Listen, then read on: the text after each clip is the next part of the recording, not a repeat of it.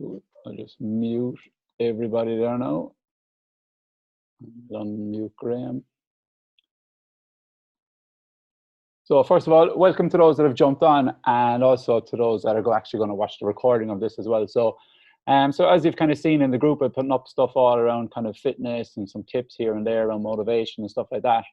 But when you're kind of looking at health, there's so much more to it than just moving.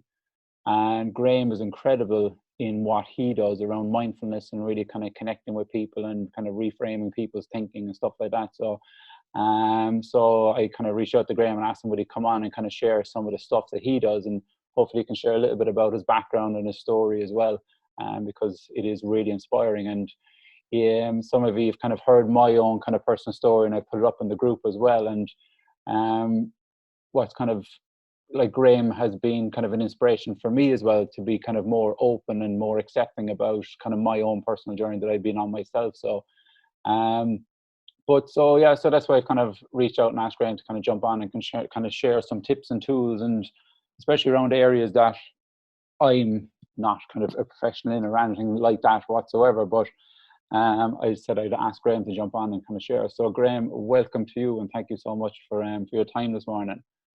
Thank you, Stephen. But I suppose just to kind of start off, do you want to give us a bit of a background of your own kind of personal journey and kind of what's led you to do what you do today? Right. How long do you have? Yeah.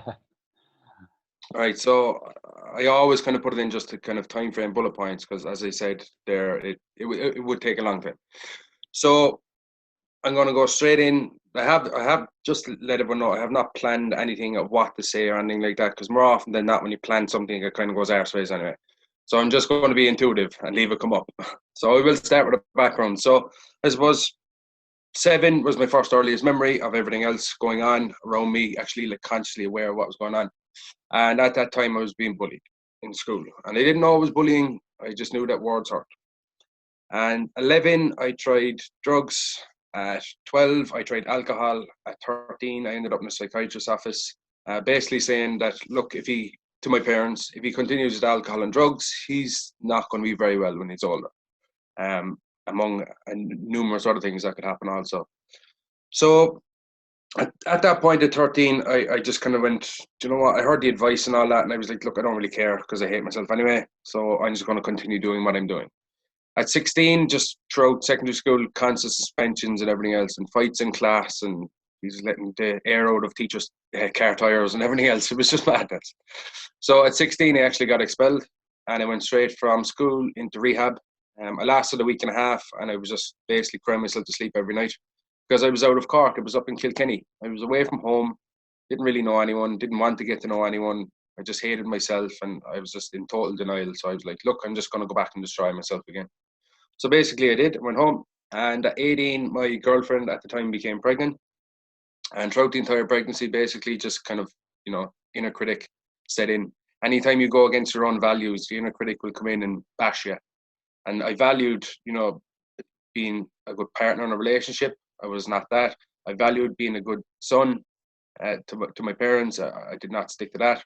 So the inner critic was just going apeshit, basically, for lack of a better word. So I suppose throughout the entire pregnancy, it was just like that, basically. And then at 19, my daughter was born. And unfortunately, when she was 3 months old, I broke up with her mother, and I let the inner critic get the best of me, and I acted out, and I tried to end my life. Well, I ended up in GF, up in CUH, the psychiatric ward, for 6 weeks, and basically just pumped with medication for those 6 weeks. I came back out, and I just looked at myself in the mirror one day, and I just said, buddy, you need to make a change here, big time. So actually, for the first time ever, I actually acted on that. And I joined the gym and done fitness for about 2 weeks, which was great and all that. And I went up one night, and the coach for fitness was not there. So I said, okay, I have an hour to kind of spare here. And there was boxing on over the other side of the gym. So I went over there, and I joined into boxing. And then I actually got a taste for the boxing. I actually started to enjoy that more than the fitness, just for my own personal experience and my own personal joys and everything else. But I started not just to train in boxing, but cross train in all different martial arts. So I trained consistently enough for about 3 months, and the coach came to me and said, would you like to fight in MMA? So I went, of course I would. So jumped at that, fought on 27th of November 2010 on the same show as Conor McGregor in Neptune Stadium.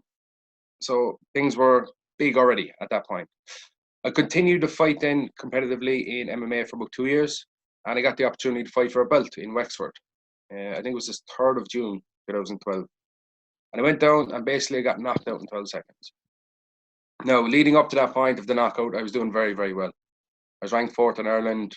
You know, production company from England were coming over to me, recording me fighting and everything else. And, you know, I was starting to get a big name for myself. And then to suddenly be knocked out, it was like a big shock to my system, and an even bigger shock to my ego that I formed around that time. So basically, how I was feeling around that time, I said, that's it, I'm done. I'm just going to quit the sport and walk away. Everyone's going to be laughing at me. I feel ashamed. I feel guilty that I done something wrong. There was just an awful concoction of emotions and thoughts. So I basically walked away from the sport. And when I walked away from the sport, I was walking away, as everyone on here will know, and you know, everything that basically kept me sane, Stephen. And that was, you know, fitness. I had somewhere to go. I had something to do. I was goal driven, setting, you know, dates for fights and actively working towards them. I was around other people. I had connection at that point, luckily enough. There was so much going on, and I just left it all. I walked away from it all.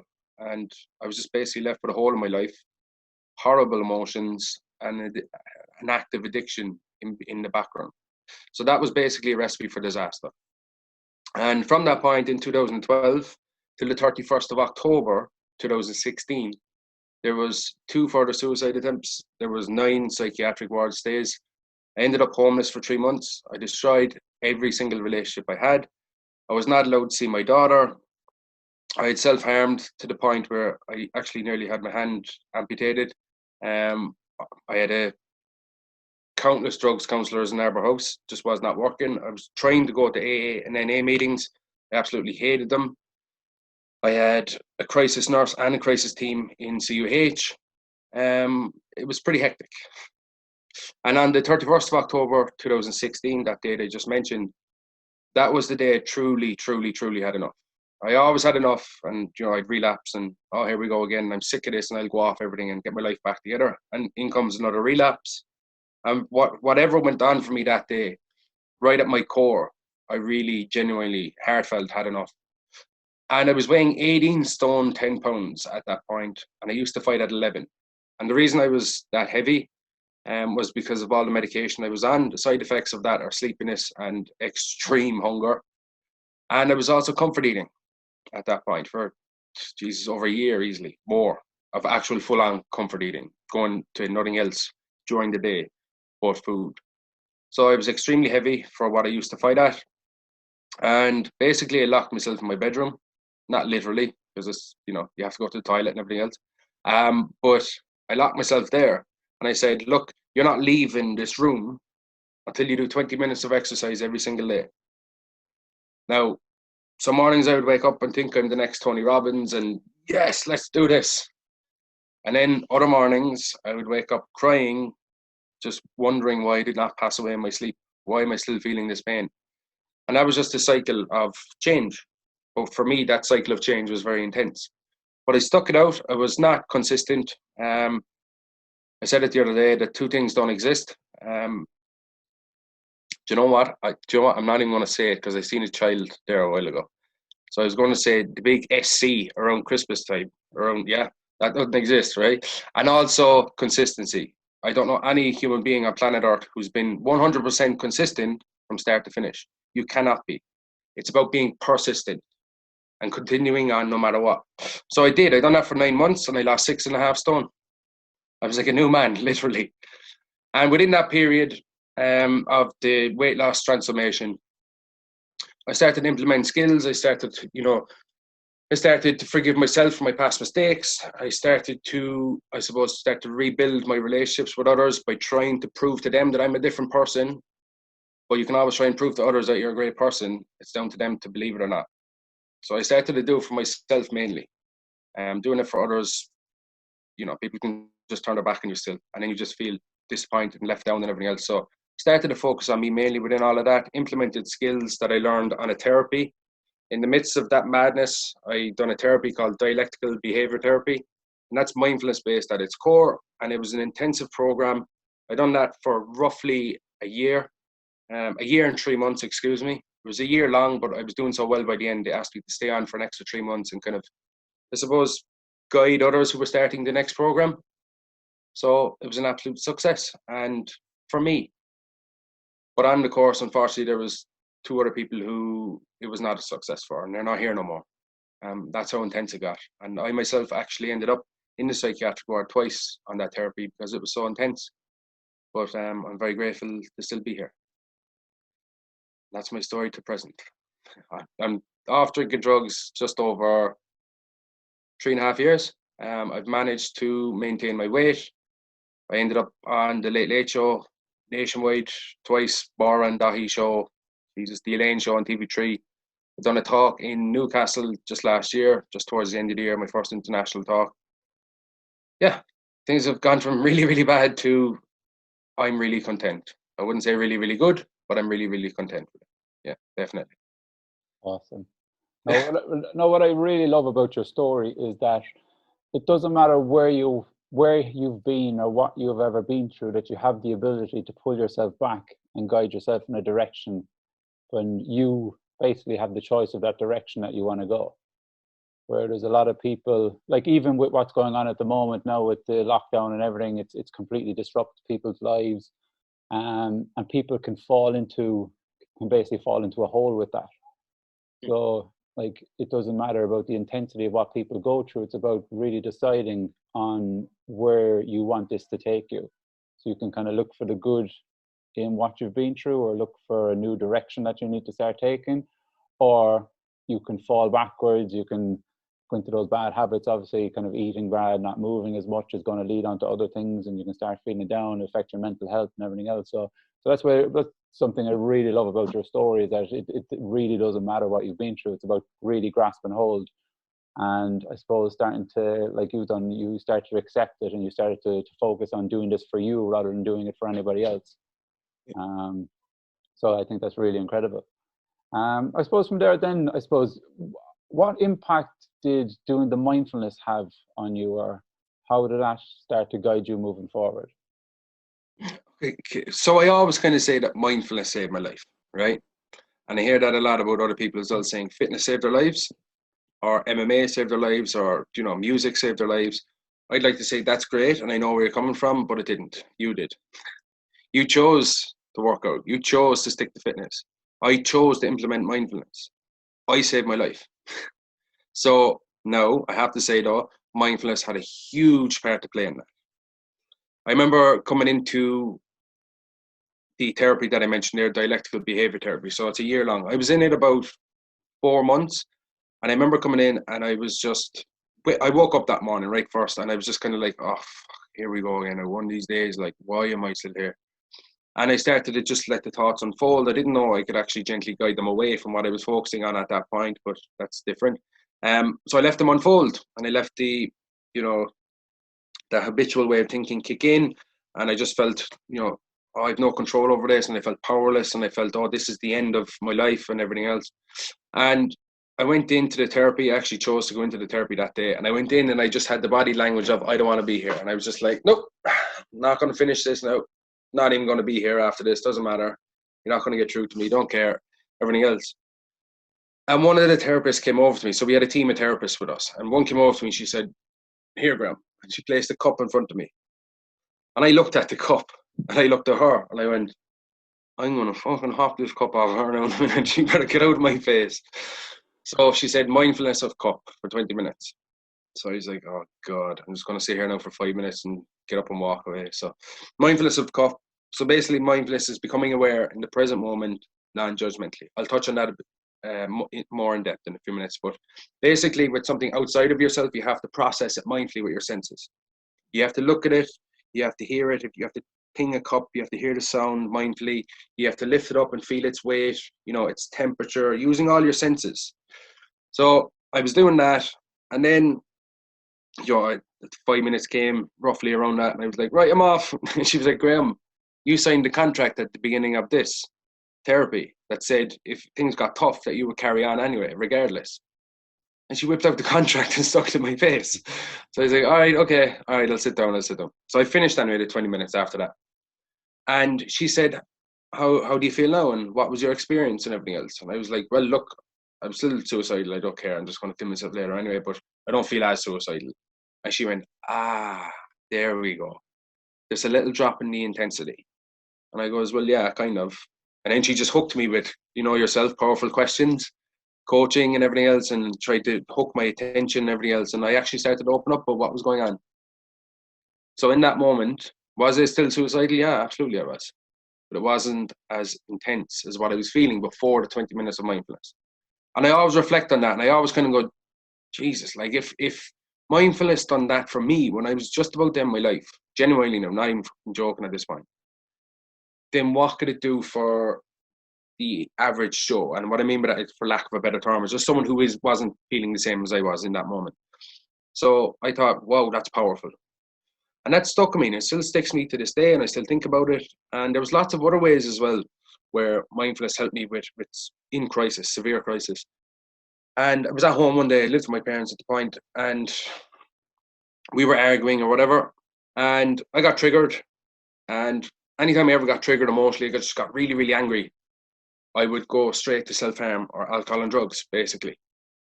And in that moment, I argued with my mother. I had these thoughts of, oh my God, I'm so angry, I hate her and all that. But I felt that I was just about to launch at her and do something that I would have regretted. No, I wouldn't have, but it was the feeling of it and the thought about it. So I had the thought of, then in came the inner critic, Grim, you're a scumbag for doing that. You were just about to do that. And then I had a feeling of shame and guilt. And then from that feeling of shame and guilt, I felt an urge to act and self-harm. Never before have I caught, that moment of awareness right at the stage of an urge. That moment of awareness was always after it, where I'd kind of go, oh, here we go again. I've just acted out and my hand is hurting now. And, I feel lots of shame and guilt now for attacking myself again. And it's a spiral of, that was normally my moment of awareness afterwards. And it's the same with, to give you another example, it's the same with drinking drugs or whatever you choose to do, where it's the moment of awareness normally after it when you've used. Or if you comfort eat, the moment of awareness is not even in the pleasure of it, it's afterwards where you really become aware of that shame and guilt that you feel around that.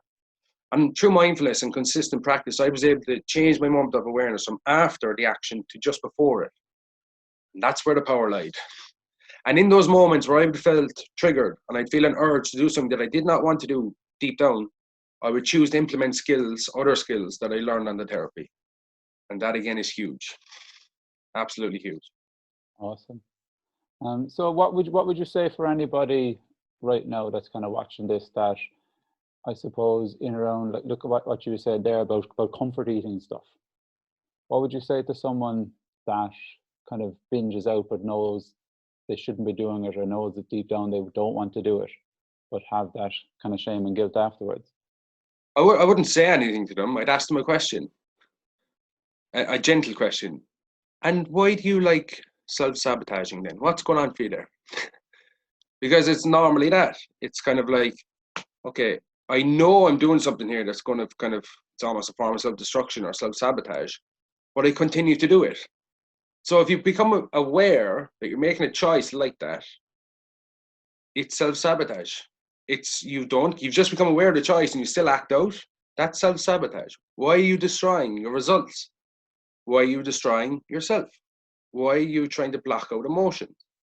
It's always has to do around self-sabotage. And the levels of self-sabotage could be minute or they could be great, depending on normally what happened in a past experience. That's normally where self-sabotage comes from. For me, it was, something that happened to me as a child that I don't really bring up at times in my story, but it was like I blame myself for it. Here, go destroy yourself with drinking drugs. It's your fault anyway. Here, look, you're doing great for the last 2 weeks. I even touched on it there. I was on a cutting diet for 2 weeks and then I kind of left it go. That's a form of self-sabotage, but I'm aware of that and I can choose to act on it again whenever I want to. But it's normally you're kind of destroying your results or destroying yourself for some reason from the past that you've not either approached or gently healed. That's all, yeah. That's what I feel on that. So it's about kind of becoming aware of it and reframing your thinking, would it be? Yeah, so I'd have a mindful approach. So that would be the afterwards. So like the self-sabotage normally afterwards, a moment of shame and guilt. That would be a great time to start questioning yourself. Okay, what was my trigger for that? Why did that happen now today? That's the after. But the before is where the mindfulness would come in. And the mindfulness would, as I said with my example of self-harm or whatever, being triggered, thought, feeling, urge, choice, and then there's the action of it. It's about becoming aware of the urges, right? That's fine. If you become aware of an urge and you urge surf and you don't act on that, congratulations, you've just got your power back. But if you're able to catch it in the emotion before the urge, congratulations, you've just got your power back. Sit with your emotion. Allow yourself to feel what you're feeling in there. Acknowledge, accept, and allow yourself to feel triggered, upset, shame, guilt, sadness, whatever's there. Just allow it to be present. Because if you don't allow it to be present and you don't allow yourself to feel what you're feeling, that's called escapism. And that's where the comfort eating comes in. That's where the drinking drugs come in. That's where the arguments come in. You're trying to escape from what you're feeling. If you find the courage to sit with your emotions, big changes will happen. Oh, that's awesome. So it doesn't really matter if it's the overeating or anything like that. It just really comes back to understanding the process and not actually just trying to push it aside or not trying to blanket the emotions and feelings that are coming up. Yeah, it's for me, it's all about like your emotions. Like you have a thought and then you have an emotion, then you've the urge and all that. Like your thoughts and your emotions are calling for you to act. You're like, will you please act on this? Your thoughts, you have this repetitive thought all day long. It's because it wants you to act. And the more you resist that urge to act, you get your power back. And I suppose, even with kind of anything you said there, like, it doesn't matter what it's doing, whether it's drinking drugs or comfort eating or whatever, or over, excessively consuming alcohol or whatever it is, it's not what you do, it's why you do it is where the problem lies. It's not what, it's why. Yeah. Drinking drugs are not the problem. I've said this in a talk in schools before. I said, drinking drugs are not the problem. It's the reason you want to use them is where the problem lies. Drugs work off of supply and demand. I know we've gone from a fitness chat here now to drugs, but sure, look, hello. Drugs work off of supply and demand. The demand is the drugs. They're there, right? Excuse me, the drugs are the supply. They're there, right? But the demand works off of past traumas, not healing stuff and everything else. That's the problem. Not the what, it's the why. And that covers just about every area of life. If you're in a relationship, the what could be, constantly picking a fight with your partner. That's not the problem. It's why you want to do it. That's where the problem lies. No, that's brilliant. It really kind of puts it into perspective and makes it a lot easier to kind of look at different situations, I suppose, to start recognizing. I suppose moving on from there, then, is there some specific exercises people could do, some mindfulness exercises? Yeah. So everyone here breathes, yeah? There's a few confused faces there. That was a joke, by the way. Of course we breathe. Okay. So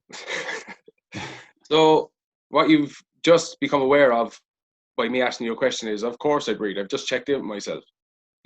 That's where your power lies, in the breath, right? It always has been and always will be in your breathing. And the mind can only focus on one thing at a time. Okay, that's why working out is great.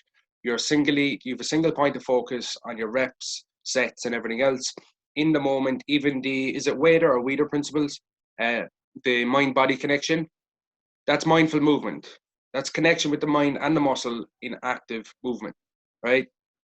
So knowing that the mind can only focus on one thing at a time, if you observe that you're up in your mind thinking, then it's down to you, okay? If you're overthinking, which we all do, by the way, as well as breathing, then you can just gently guide your point of focus back to your breathing.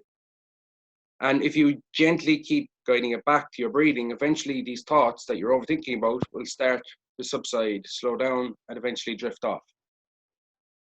Does that make sense? Yeah. Right. So, show of hands, who wants to do some mindfulness? Oh, don't all put their hands up at once there anyway. Was that a hand up for me, Fitzgerald? Yeah. Oh, it's a thumbs up. Perfect. Okay, great. Right. So all we're going to do is I'm going to set a timer on my phone for 1 minute. Okay. And you are going to close your eyes when I say so. And you are not going to think of counting a minute. you're going to feel into it when you think a minute is done and open your eyes. Does that make sense? Yeah. So I'm going to set the timer for a minute. I'll say it again for Jamie. I'll set the timer for a minute, right? I'll say go, you close your eyes, and when you think a minute is up, open your eyes. Cool? Yeah. 2 seconds.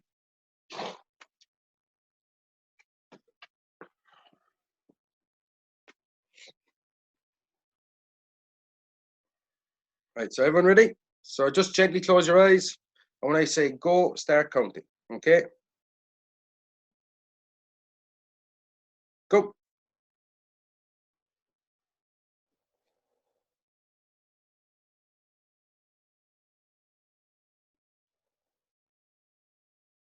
If you find yourself counting in your mind, let it go.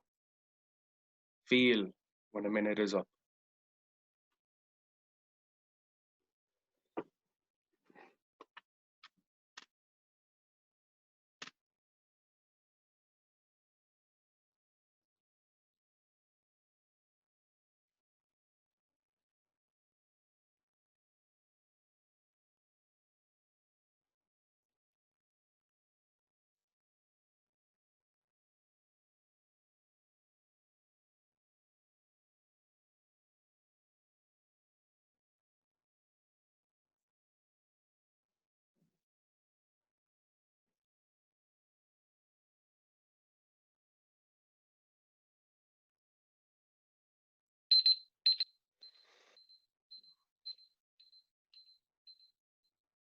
Right, so that's actually really good.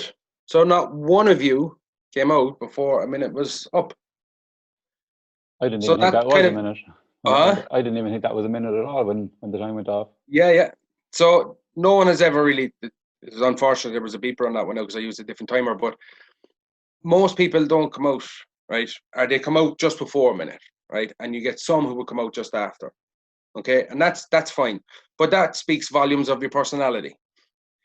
If you tend to come out before a minute, you're guaranteed to be the type of person who would try and rush things, who would try and race here, who would try and always on the go. If you come out after a minute, that says the reverse, that you're kind of chilled, kind of take your time with things. You may want to get things done properly, maybe a bit of perfectionism in there, right? But all it takes is 1 minute intermittently throughout the day for mindfulness. You don't have to ask 20 minutes of yourself sitting in lotus position with incense behind you and a load of cannabis trees in the background, right? All it takes is a couple of minutes intermittently throughout the day for you to put a mindful pause in your day. We are constantly on the go. If you stop and set a timer and try and come out on the minute, then you've literally taken a minute for yourself. That's called self-care. That's called you prioritizing yourself. That's called looking after your well-being. And all it takes is a minute. Set a minute timer right on your phone 3 or 4 times a day. Sit there and try and come out when you think a minute is up. That's one. Does everyone understand that? Yeah. Yeah, you've experienced it now. You can do it again. Right. So do we have about 5 minutes left, Stephen, on the timer? On this timer, there's 5 minutes left. Yeah, that's So, fine. but I want you to have a minute or two as well, just to speak about what you're doing as well at the end. So Yeah. So we'll just take another minute. So yeah. okay. So again, mindful practice. Just gently close your eyes and listen to my voice. Just take a big deep inhale. Hold and exhale. Inhale again. Hold and exhale. And continue that cycle of breathing.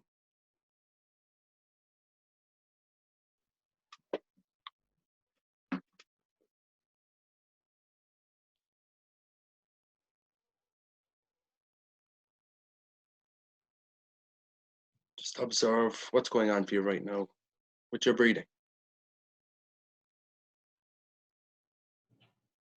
Observe the breath in full flow from start to finish.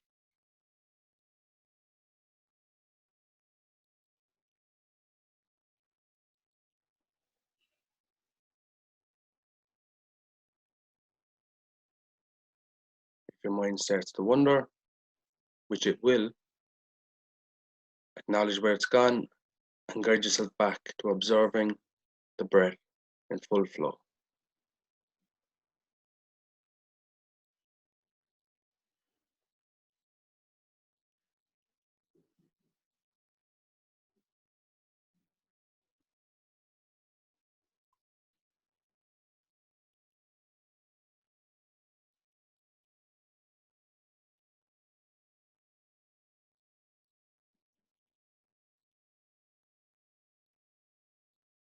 I want you to take 3 deep, deliberate, and controlled breaths again.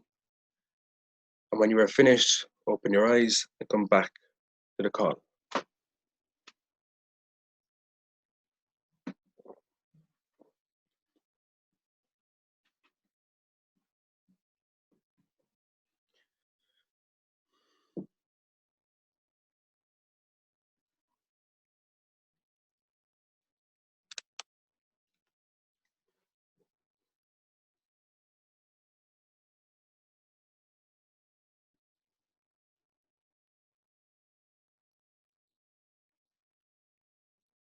Welcome back. So that's what I'm talking about with the breath. That's all. It's a single point of focus on the breath. You're not focusing on your thoughts and what you're thinking. You're not focusing on, the intensity of your anxiousness, nervousness, fear, anger, whatever it may be. Observing the breath in full flow. We take it for granted all day long. We breathe all day long, by the way. We're just not aware of it because we don't consciously tune into it. But anytime you feel anxious, anytime you feel stressed, anytime you feel fear, nervousness, whatever's going on for you, we're all different. Tune in and check in with the breath for a 5-minute timer. Set that once a day for 5 minutes and set your intermittent 1-minute times throughout the day. Never ask too much of yourself with mindfulness. Never ask too much of yourself in the midst of a pandemic. Never ask too much of yourself ever. Small steps, big changes. Thank you.